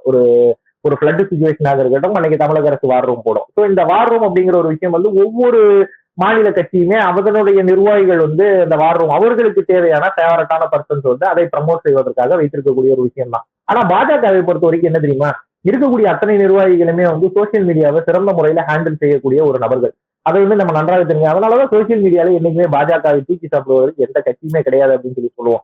ஹேஷ்டாக் ட்ரெண்டிங்காக இருந்தாலும், மற்றபடி ஒரு விஷயத்தை மேல இருந்து கீழே கொண்டு போய் ரீச் பண்றதாக இருந்தாலும், அதை வந்து பாஜக என்னைக்குமே சீரு சிறப்புமா செய்யும். ஆனா இந்த வார் ரூமுடைய ஒரு விஷயமாக நான் பார்ப்பது என்னன்னா, இங்கு தமிழகத்துல தற்போது நடந்து கொண்டிருக்கக்கூடிய இந்த சூழ்நிலையை தமிழக அரசை தாண்டி பாஜகவுக்கு உள்ளிருக்கக்கூடிய நபர்கள் யாரும் விமர்சிக்க கூடாது அப்படிங்கிற ஒரு விஷயத்தை தான் நயினார் நாகேந்திரன் அவர்கள் எங்களுடைய மாநில தலைவர் வந்து தெளிவா சொல்லியிருக்காரு. எங்களுக்கு என்ன சந்தேகம் உண்டு அப்படிங்கிற ஒரு விஷயத்தையும் நான் சொல்றேன். இந்த வார் ரூம் அப்படிங்கிற ஒரு விஷயத்துல இந்த விஷயங்கள்ல கட்சி எடுக்கக்கூடிய நிலைப்பாடையோ, தேசியம் எடுக்கக்கூடிய ஒரு நிலைப்பாடையோ ஒருத்தங்க மாற்றி பேசுறாங்க அப்படின்னா அவர்கள் வந்து இந்த கட்சியை சேர்ந்தவர்களாக இல்லாமல் வேண்டுமென்றே மாற்றுக் கட்சியினுடைய ஐடி இங்கு வந்து இங்கு ஏற்கனவே இங்க குழப்பத்தை ஏற்படுத்துவதற்காக அவர்கள் செயல்படுகிறார்களோ அப்படிங்கிற ஒரு விஷயத்தினுடைய ஒரு நம்பிக்கை எங்களுக்கு உண்டு. வேற யாரோ ஒருத்தங்க வந்து இங்க வந்து குட்டை குழப்பம் பாக்குறாங்க அப்படிங்கிற ஒரு விஷயத்தை அதை முடிவு கட்டுவதற்காக மட்டும்தான் நயினார் அவர்கள் வந்து இந்த ஒரு விஷயத்தை சொல்றாரு. யாருமே நாங்க எடுக்கக்கூடிய ஒரு டெசிஷனோ, தேசியம் எடுக்கக்கூடிய ஒரு டெசிஷனையோ மாற்றி அதற்கு உண்டான ஒரு கருத்துக்களை பதிவிட வேண்டாம் அப்படிங்கிறதையும் தாண்டி ஒருத்தர் வந்து கருத்துக்களை பதிவிடுகிறார் அப்படின்னா அது ஆதங்கத்தினுடைய வெளிப்பாடாக பார்க்க முடியாது. கட்சிக்கு எதிராக பேசக்கூடிய ஒரு வெளிப்பாடாக தான் நிச்சயமாக பார்க்க முடியும். இது வந்து அண்ணாமலை அவர்கள் ஆதரிக்கிறாரா? நிச்சயமாக ஆதரிக்க மாட்டார். அண்ணாமலை அவர்கள்கிட்ட போய் நான் வந்து நயினாருக்கு எதிராக பேசுகிறேன், நான் வந்து பாஜகவுக்கு எதிராக பேசுறேன், மோடியினுடைய கருத்து தவறு, அமித்ஷா கொடுத்த கருத்து தவறு அப்படிங்கிற ஒரு விஷயத்தை அண்ணாமலை பெயரை வைத்து எவனாவது ஒருத்தன் தப்பா போர்ட்ரே பண்றான் அப்படின்னா அதை நிச்சயமாக அண்ணாமலை அவர்களே ஏற்றுக்கொள்ள மாட்டார். அண்ணாமலை அவர்கள் வந்து இந்த விஷயத்தை கூடிய சீக்கிரம் முடித்து வைப்பார். அது நாங்க நன்றாக எங்களுக்கே தெரியும். இந்த வார் ரூம் கான்செப்ட் அப்படிங்கறதெல்லாம் எங்களை பொறுத்த வரைக்கும் என்ன தெரியுமா, எதிராக பேசக்கூடியவர்கள் வந்து மாற்றுக் கட்சியை சேர்ந்தவர்கள் உள்ள வந்து பேசுறாங்களோங்கிற ஒரு எண்ணம் எங்களுக்கு உண்டு. அதனாலதான் நயினார் அவர்கள் இந்த ஒரு விஷயத்தை வந்து சொல்லியிருக்கிறாரே ஒழிய இதுல பெருசா பேசக்கூடியவர்களாம் ஒன்றும் விஷயம் கிடையாது. கட்சியினுடைய நிர்வாகி கட்சி எடுக்கக்கூடிய முடிவு, தேசியம் எடுக்கக்கூடிய முடிவுக்கு கட்டுப்பட்டு வேலை செய்வது மட்டும்தான் இந்த கட்சியின் நிர்வாகியினுடைய ஒரு ஒரு நிலையாக இருக்கும். அதை வந்து எங்க கட்சி நிச்சயமாக கிடைக்கும். காங்கிரஸ் மாதிரி 10 பேர் அடிச்சுக்கிட்டு 5 பேர் அடிச்சுக்கிட்டு ஒரு சீட்டுக்காக 7 பேர் அடிச்சுக்கிட்டு இருக்கிற இடம் தெரியாம கொடுக்குற சீட்டை வாங்கிட்டு நிக்கக்கூடிய நிலைமையில பாஜக நிச்சயமாக இல்லை. ஸோ இந்த ஒரு விஷயத்தினுடைய கான்செப்ட் அவ்வளவுதான் இருக்கு. ரொம்ப நன்றி சபரி. இத்தனை நேரமும் அழகாகவும் தெளிவாகவும் புதிய பொறுப்பாக சேலம் மாவட்ட கிழக்கு பகுதியிலிருந்து செயலாளராக தேர்ந்தெடுக்கப்பட்டிருக்கும் சபரி வந்து இன்னும் ஒரு படி அதிகமாக போய் நிறைய விஷயங்களை நமக்கு இங்க ஷேர் பண்ணியிருக்காரு. இனி வரும் காலங்கள்ல தொடர்ந்து இது போல நிறைய விஷயங்கள் பேசலாம் சபரி. நன்றி, வணக்கம். விக்னேஷ், ரொம்ப நன்றி. உங்க டைமையும் ஸ்பேர் பண்ணி இதுல பார்ட்டிசிபேட் நன்றி விக்னேஷ். நன்றி.